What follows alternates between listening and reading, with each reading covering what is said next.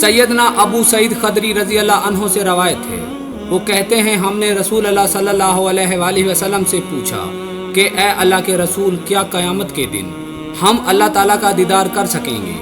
آپ صلی اللہ علیہ وآلہ وسلم نے فرمایا، جب بادل نہ ہو تو کیا سورج کو دیکھنے میں تمہیں کوئی مشقت ہوتی ہے؟ ہم نے کہا جی نہیں۔ آپ صلی اللہ علیہ وآلہ وسلم نے فرمایا، 14ویں کی رات کو جب بادل نہ ہوں تو کیا چاند کو دیکھنے میں تمہیں کوئی تکلیف ہوتی ہے؟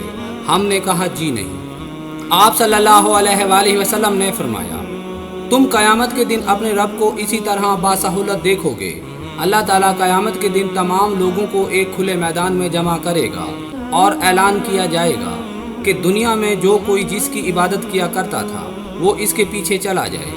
چنانچہ سورج کی پوجا کرنے والے اس کے پیچھے چل پڑیں گے اور وہ ان کو جہنم میں جا گرائے گا۔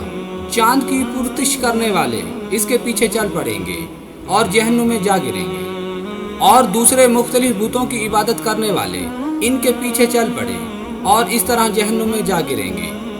صرف اہل ایمان باقی رہ جائیں گے، جبکہ ان میں منافقین اور کچھ اہل کتاب بھی ہوں گے۔ پھر آپ صلی اللہ علیہ وآلہ وسلم نے ہاتھ کے اشارہ سے اہل کتاب کی تعداد کی قلت کی طرف اشارہ کیا۔ پھر اللہ تعالیٰ ان کے پاس آ کر ان سے کہے گا، تم جس کی عبادت کیا کرتے تھے اس کے پیچھے کیوں نہیں جاتے؟ وہ کہیں گے، ہم تو ایک اللہ کی عبادت کیا کرتے تھے اور ہم نے ابھی تک اس کو دیکھا ہی نہیں۔ پھر اللہ تعالیٰ اپنی پنڈلی کو نمایاں کرے گا۔ جو لوگ صرف اللہ تعالیٰ کو سجدہ کیا کرتے تھے وہ فوراً اللہ تعالیٰ کے سامنے سجدہ ریز ہو جائیں گے، اور جو لوگ محض دکھلاوے اور شہرت کے لیے سجدہ کیا کرتے تھے وہ سجدہ نہیں کر سکیں گے، بلکہ گدی کے بل گر جائیں گے۔ اس کے بعد جہنم پر پل صراط نصب کیا جائے گا۔ انبیاء رسل اس کے دونوں اطراف میں کھڑے ہر یہ دعائیں کر رہے ہوں گے، اے اللہ محفوظ رکھنا، محفوظ رکھنا، اے اللہ بچانا، بچانا۔ اس پل پر شدید قسم کی پھسلن ہوگی اور وہاں بے شمار خمدار سلاخیں اور کنڈیاں لگی ہوں گی، وہ گزرنے والوں کو اچک لیں گی، اور وہاں نجد کے علاقے میں اگنے والے سدان درخت کے کانٹوں کی طرح کے کانٹے ہوں گے۔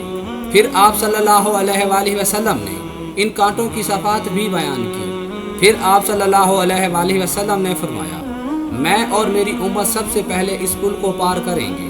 اس کے اوپر سے لوگ بجلی کی رفتار سے، تیز ہوا کی رفتار سے، بہترین تیز رفتار گھوڑوں کی رفتار سے اور تیز اونٹوں کی رفتار سے گزریں گے۔ بعض لوگ صحیح سالم نجات پا جائیں گے اور بعض گرتے پڑتے زخمی ہو کر گزریں گے، اور گر جانے والے جہنم میں جا گریں گے۔ اس پل کو پار کر جانے والے لوگ دنیا میں اپنے یقینی حق پر جو جھگڑا کرتے تھے اس سے زیادہ تکرار وہ اپنے ان بھائیوں کے حق میں کریں گے جو جہنم میں گر جائیں گے۔ وہ کہیں گے، اے ہمارے رب، ہم اکٹھے جہاد کرتے تھے، مل کر حج و عمرہ کرتے تھے، تو پھر اس کی کیا وجہ ہے کہ ہم نجات پا گئے اور وہ ہلاک ہو گئے؟ اللہ تعالیٰ ان سے فرمائے گا، دیکھو جن لوگوں کے دلوں میں ایک دینار کے برابر ایمان ہو ان کو نکال لاؤ۔ چنانچہ ایسے لوگوں کو جہنم سے باہر نکال لیا جائے گا۔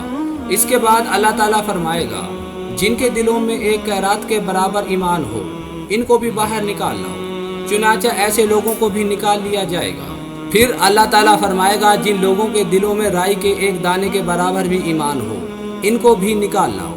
چنانچہ ایسے لوگوں کو بھی جہنم سے نکال لیا جائے گا۔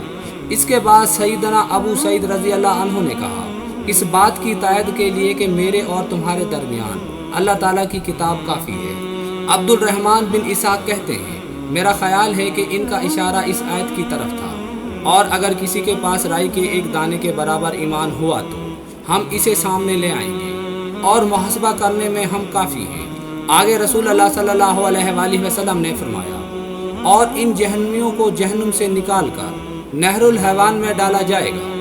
اس میں وہ لوگ اس طرح اگیں گے جیسے سیلاب کی لائی ہوئی مٹی وغیرہ میں دانے اگتے ہیں۔ کیا تم دیکھتے ہو کہ جو پودا سورج کی طرف ہو وہ سبز ہوتا ہے، اور جو سائے میں ہو وہ زرد ہوتا ہے؟